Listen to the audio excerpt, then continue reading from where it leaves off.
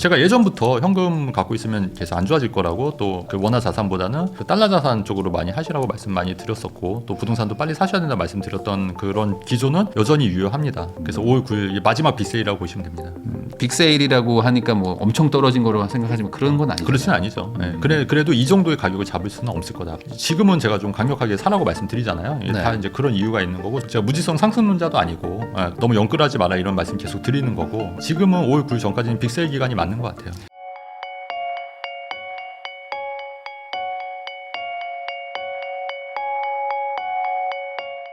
최진권 대표님하고 이야기 나누고 있는데요. 그러면 결국에 이제 집을 사라고 말씀해 주셨는데 네. 사려고 해도 네. 지금 웬만큼 좀 살만하다 싶은 동네들은 다 올랐어요. 지금 네, 다 네, 비싸졌습니다. 네, 네. 10억대들이 다 14억대 막 네, 이렇게 네, 올라와 네. 버리고 뭐 7, 8억짜리들도 막 10억대 막 된 맞아요. 상황에서 살려고 해도 너무 부담스럽지 않나라는 얘기들을 하시거든요. 네, 네. 그럼 지금이라도 사야 되나요? 그러니까 어느 정도 막 전고 좀 돌파하고 막 가격이 막 올라가고 있는데도 그럼에도 불구하고 저는 이제 사는 것도 맞다고 보는데 이제 다만 조금 더 이제 덜 오른 지역도 분명히 그러니까 상대적인 개념이니까 상대적으로 네. 덜 오른 지역도 분명히 저는 있을 수 있다고 보는 거고요. 그다음에 또 하나는 뭐냐면 저는 이제 비조정 지역도 조금 더 지금보다는 더 인기가 좀 더 높아질 거로 봐요. 왜냐하면 그 대출 규제에 영향이 없거든요. 비조정 네. 지역은 그렇기 때문에 그런 지역들은 충분히 70%또 무주택자 같은 경우는 70% 대출을 받고 사실 수가 있기 때문에 정 여유가 없으신 분들은 비조정 지역 같은 경우는 그리고 많이 안 올랐어요 생각보다. 그럼 비조정 지역이 어디냐는 여러분들 더 잘 아실 거예요. 이제 그런 비조정 지역 중에서도 상대적으로 더 오르고 가격이 좀 이렇게 좀 낮게 돼 있는 데는 저는 뭐 그런 지역도 좀 눈여겨 보시는 것도 여전히 좋은 전략이라고 보는 거고요. 그러니까 누구나 서울에 살 수 있는 건 아니잖아요. 그러니까 저도 단계를 거쳐서 이제 올라온 거지. 저도 처음부터 뭐 강남에 살거나 이런 건 아니지 않습니까? 저도 이제 처음에 이제 뭐 서울에 이제 작은 빌라부터 시작을 했거든요. 그러니까 그런 식으로 이렇게 차츰차츰 자산을 불리는 거지. 근데 이걸 아무것도 안 하고 무주택으로 있는 것보다는 조그맣게라도 비조정 지역, 서울 외 지역이라도 차근차근 돈이 없어서 이렇게 굴려서 오시는 게 저는 맞다고 보는 거고요. 그런 네. 지역을 잘 찾으시면 또 기회가 있을 거라고 생각을 하는 거죠. 그러면 지금 비규제 지역이라고 말하는 곳들은 사실 규제 지역 이번에 이제 토어제를 네. 대규모로 정한 이유가 네. 풍선 효과를 사전에 차단하겠다 해서 네. 사실 웬만한 지역들은 다 걸어놨거든요. 네, 네. 그러면 이제 물론 뭐 안 걸린 곳들도 뭐 몇 곳은 있지만 네, 네. 그런데 사서 오르겠냐? 네, 네. 차라리 그냥 토어제를 뚫고 안으로 서울 안에 들어가는 게 낫지 않냐? 뭐 이런 생각들로 계속 이제 생각이 막 충돌이 온단 말이죠. 맞습니다. 어떻게 생각을 해야 될까요? 그러니까 이제 실거주가 이제 비규제 지역은 이제 실거주가 좀 멀어지니까 이제 그런 불편함이 있는데 다만 비규제 지역은 내가 굳이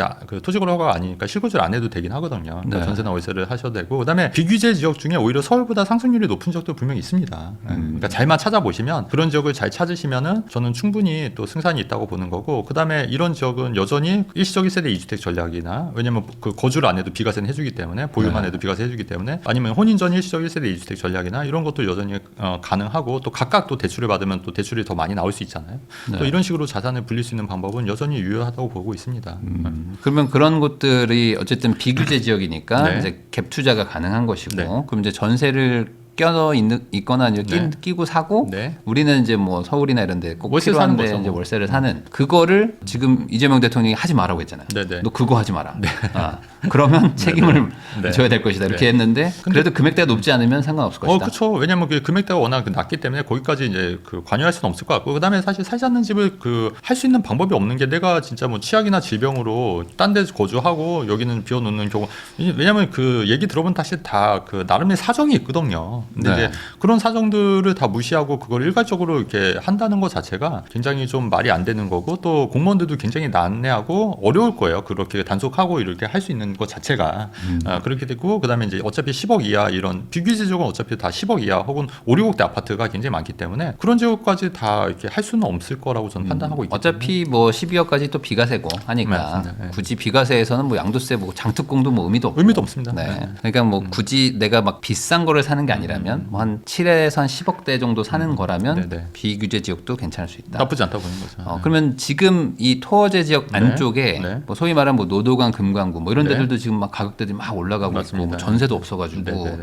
약간 전세 수요가 매수로도 많이 전환되고 있는 것 같은데 맞습니다. 그래서 또 꽤 올랐거든요. 그럼에도 불구하고 아직 좀 덜 오른 데일까? 아직 그래도 그럼요. 외곽 지역들은. 예, 외곽 지역도 의정부도 마찬가지고 제가 볼 때는 의정부 5억 정도 많이 안 오른 상태고요. 그다음에 네. 그 노원구 이쪽도 그렇게 많이 오른 건 아니고 그래서 물론 좀 오르긴 했지만은 다른 데 비해서 많이 오르는 그러니까 상대적인 저평가라고 제가 계속 말씀을 드리는 거예요. 그러니까 상대적인 저평가 지역들이 있기 때문에 만약에 이런 지역을 실거주 하시겠다고 하시면 이제 그런데 이제 입주하시면 되는 거고 이제 의정부에서 사실 그 노원이나 지역 멀지는 않거든요. 그래서 의정부 네. 같은 경우에 만약에 내가 당장 살지 못한다고 하면은 뭐 전세나 월세 사시는 것도 괜찮은 거고 옥정 신도시 같은 경우는 사실 살기는 굉장히 좋아요. 네. 그다음에 가격도 집값도 그렇게 비싸지도 않습니다. 그리고 거기는 또 7호선 연장 호재도 있기 때문에 그런 지역도 미리 좀 그러니까 여유가 없으신 분들 말씀드리는 거예요. 여유가 정말 돈이 없을 때. 없으신 분들 그런 분들은 뭐 그런 것도 한번 좋은 대안이 될 수도 있다는 말씀드리는 거고 용인시 같은 경우도 기흥구 수지구만 토지거래 허가지 그 외 지역은 또 토지거래 네. 허가 지역이 아니기 때문에 그런 지역들도 잘 찾아보면은 또 괜찮은 지역도 발견할 수 있고 오히려 이런 지역들이 한번 과거 데이터 보시면 상승률이 서울 웬만한 지역보다 더 높아요. 네.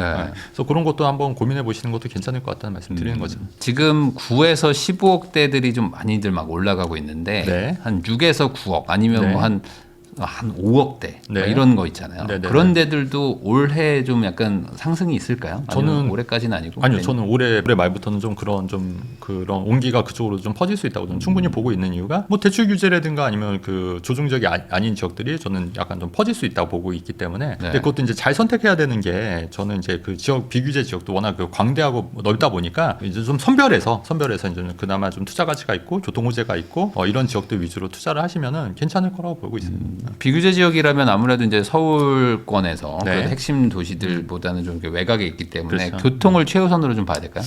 교통이 당장은 없더라도 이제 앞으로 이제 생기는 지역도 있지 않습니까? 네. 네, 생기는 지역들 아까 뭐 언급했듯이 뭐 옥정 7호선이라든가 아니면 뭐 경강선 연장이라든가 뭐 이런 지역들이라든가 그러니까 교통이 없는데 앞으로 이제 교통이 생기면 이제 플러스 엄청나게 이제 플러스가 되는 거니까 이제 그런 지역들을 좀 눈여겨 보시는 것도 괜찮을 것 같아요. 교통이 좀 그러니까 멀어질수록 교통이 좀 더 중요해지니까 생기거나 아니면 생길 뭐 예정이나, 예정이거나 아니면 최근에 생겼거나 네, 이런 아니면 데들은 이제 차라리. 임박한데 이제 곧 이제 교통이 좋아지죠. 네. 그러면은 그런 곳들을 사서 네. 어쨌든 뭐 갭 투자 같은 것도 하시든지 아니면 네네. 실거주를 하시면서 네네. 이제 보유를 하고 한 2년 네. 있다가 이제 그냥 팔면 되는 네네. 거니까 비과세니까 그렇죠. 그렇죠. 그렇게 생각해 보는 거. 근데 지금 아마 마음이 쉽진 않으실 것 같아요. 왜냐면은 네네네. 안 오를 것 같아 가지고. 맞습니다. 근데 이제 요것도 노도강도 작년 10월만 해도 절대 안 오른다고 맞아요. 했거든요. 네, 맞아요. 그러니까 아마 이번에 좀 온기가 좀 갈 것이다. 네네. 근데 보통 그런 동네들은 전세 대란 나면서 올라가잖아요. 맞습니다. 네. 네. 근데 그 여파가 전세 전세- 월세가 이제 퍼지니까. 전세 대란이 날 것이다. 네네. 역설적으로. 네네. 그러면 지금 반대로 좀 이렇게 고가를 살까 말까 하시는 분들도 있어요. 그러니까 지금 이제 강남이나 뭐 네. 이렇게 막 송파 뭐 이렇게 네. 용산 이런 데를 작년에 막 사고 싶었는데 네, 네. 15대책 터지고 좀 네. 기다려 봐야 되나 네. 했다가 사야 되나 했는데 또 이번에 5월 9일 모르니까 네. 또 기다려 볼까 뭐 이런 고민을 하시는. 아니요, 지금 사셔야 돼요. 올 지금 그 사야 전까지. 된다? 무조건 사셔야 돼요. 지금 빅세일 기간이라고 빅세일 기간. 거기를 지금 살 수 있으면 사라. 네네. 왜요? 왜? 5월 9일 이후에는 가격이 많이 그 동네들은 오를 거예요. 다 매물이 잠기니까. 네. 그래서 5월 9일 마지막 빅세일이라고 보시면 됩니다. 빅세일이라고 하니까 뭐 엄청 떨어진 거로 생각하지만 그런 건 아니죠. 그렇지는 아니죠. 네. 그래도 이 정도의 가격을 잡을 수는 없을 거다 앞으로는. 네네. 그러면 5월 9일 이후로는 뭐 강남 같은 곳들, 그러니까 제일 비싼 동네들은 네. 매물은 거의 없고 네. 뭐 가격은 이제 천천히 올라가는 그렇죠. 네. 그런 모습을 제가 볼 것이다. 뭐 무조건 사라고 한 적 없지 않습니까? 방송 나와서 좀 네. 이렇게 많이 올랐을 때는 조금 이제 워워 하셔야 된다, 잠잠하셔야 된다 이렇게 말씀드렸었던 거고 지금은 제가 좀 강력하게 사라고 말씀드리잖아요. 이게 네. 다 이제 그런 이유가 있는 거고 제가 무지성 상승론자도 아니고 또 항상 너무 영끌하지 마라 이런 말씀 계속 드리는 거고 이렇게 말씀드리는데 지금은 5월 9일 전까지는 빅세일 기간이 맞는 것 같아요. 그러면 여기서 이제 또 고민하는 게 있어. 네. 뭐냐면은 뭐 지역을 말씀드리긴 뭐하지만 네. 뭐 동남권 이런 데 가면 네, 네. 막 진짜 폭주한 동네 있잖아요. 막 최근에 막 진짜 네. 막 7, 8억 하다가 갑자기 뭐 12, 13억 가고 뭐 네, 네, 네. 진짜 작년 초만 해도 뭐 10억이었는데 지금 막 네. 14억, 15억 부르고 막 이러는 네, 네, 동네도 있습니다. 그러니까 1년 만에 막 한 20, 30%, 40% 오른 동네들을 네, 네, 네. 또 사고 싶어 하시는 분들 많아요. 그럼 이게 맞는 거냐 아니면 옆 동네를 가야 되냐 이거에 네, 네, 대한 네. 고민이 있을 것 같습니다. 그래도 굉장히 어려운 부분인데 이제 일단 실거주 이제 지금 다 실거주 해야 되니까 이제 네. 실거주 만족도도 이제 같이 고려하셔야 될 것 같고 어차피 이제 중장기적으로 보시면은 어쨌든 사는 게 맞는데 이제 제가 이제 빅세일하고 얘기하는 거는 그런 단지들 중에서도 1억 이렇게 좀 저가 매물이 있을 거예요. 분명히 있을 거예요. 근데 그런 매물을 잡으라는 말씀인 거예요. 그러니까 이게 높은 가격으로 그거를 최고점을 사시라는 얘기가 아니라 그 가격에서 이제 뭐 다만 5천 1억이라도 떨어진 지역마다 좀 다르겠죠. 떨어진 매물을 잡으시는 게 더 현명한 방법이다 이렇게 말씀드리는 거죠. 어쨌든 최고가를 내가 찍는 게 아니니까. 네. 네. 그러면은 이게 결국에 지금 살까 말까 고민하는 분들은 네. 뭐 지금 사서 뭐 3개월 뒤에 파는 건 아니고 최소 뭐 2년 4년 뒤에 그렇죠. 팔 거니까 2년 4년 뒤에는 뭐 웬만한 지역들이 지금보다는 더 비싸져 있을 것이다. 이렇게 네, 저는 보시는 그렇게 거예요? 보는 거죠. 예, 굉장히 이제 돈을 많이 풀고 있고 앞으로도 계속 많이 풀릴 거기 때문에 화폐 가치가 많이 떨어진다는 얘기는 결국 집값, 자산 가치가 오를 수밖에 없는 구조잖아요. 그렇기 때문에 저는 집값은 뭐 더 이상 떨어지지 않는데 다만 아까 저희 서두에서 말씀드렸듯이 외부 충격이 있다고 말씀드렸어요. 이제 네. 관세 협상이라든가 뭐 이런 외국발 혹은 이제 세계적으로 어떤 이제 금융위기라든가 이런 부분도 조금 고민하셔야 되니까 너무 이렇게 무리하게 연끌하시는 것보다는 적정한 수준에서 내 집 마련 하시는 거는 바람직하다고 보는 거죠. 근데 지금은 어차피 뭐 대출이 다 막혀서 맞습니다. 뭐 연끌은 네, 맞아요. 뭐 할 수도 없지만 혹시 이제 그러면은 이제 P2P 대출 뭐 이런 거 하셔서 하시는 대부를 분들도, 받거나. 네, 그러지 마시라는 말씀을 네. 드리는 거예요. 옛날에 뭐 음마아파트 그거 보면은 뭐 20억짜리였는데 대출이 19억이었나? 맞아요, 뭐 맞아요, 그런 거 맞아요. 있잖아요. 맞아요. 그런 것들을 네, 하지 네. 마라. 그런 거 절대 하시면 안 됩니다.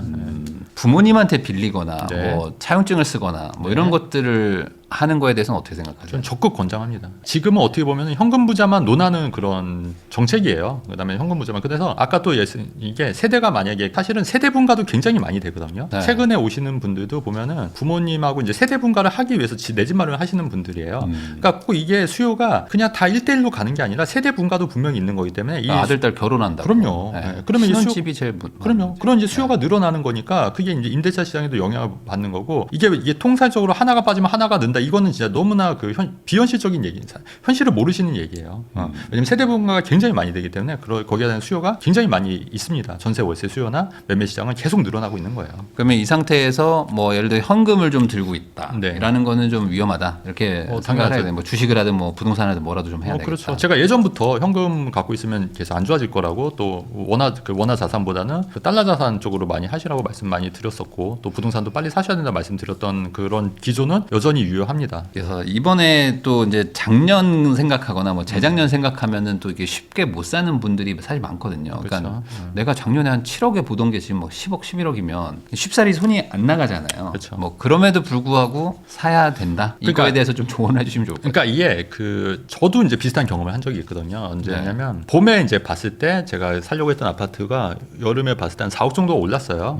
근데 사실 그거를 쉽게 선뜻 못 사겠더라고요, 저도. 근데 네. 이제 그럼에도 불구하고 저는 이제 이런 경험을 굉장히 많이 했기 때문에 그냥 샀거든요. 이 지갑비 낸다 생각하고. 근데 이제 그 사기를 잘 했던 것 같아요. 돌이켜 보면은. 그러니까 항상 그 생각해 보면 우리가 정말 적정한 가격이가 온 적이 과연 있었나요, 여러분? 내가 지금 사고 싶을 때 정말 싸다 이런 적은 단 한 번도 없을 거예요. 그러니까 심리적으로도 그렇고, 그러니까 그런 거는 내가 이제 좀 꾹 참고 그다음에 이제 중장기적으로 보신다고 하면은 너무 무리하지 않는 선에서 말씀을 드리면은 살 수 있을 때 사시는 게 맞지 않겠냐. 너무 저는 개인적으로 그렇게 생각하는 거죠. 23년 같은 또 폭락장이 또 오면 어떡하냐. 이런 거에 대한 걱정도 있을 것 같아요. 왜냐면 고작 3년 전인데. 네네. 네. 그러니까 이제 상대적으로 그러니까 그 가급적 지금은 5월 9일 전까지 빅세일 기간이라고 말씀드렸고 그 전에 최고가보다는 좀 낮은 매물들이 분명히 나올 거예요. 이제 그런 매물 위주로 사면은 그래도 좀 최고점에 사신 분보다 싸게 사는 거니까 그래도 좀 나쁘지 않다고 저는 생각하고 있는 거죠. 그러면 이제 그런 매물 위주로 고르시면 된다는 말씀이에요. 만약에 그런 게 없다. 네. 없으면 어떡하죠? 그래도 5월 9일 전에 사는 게 맞는 건가?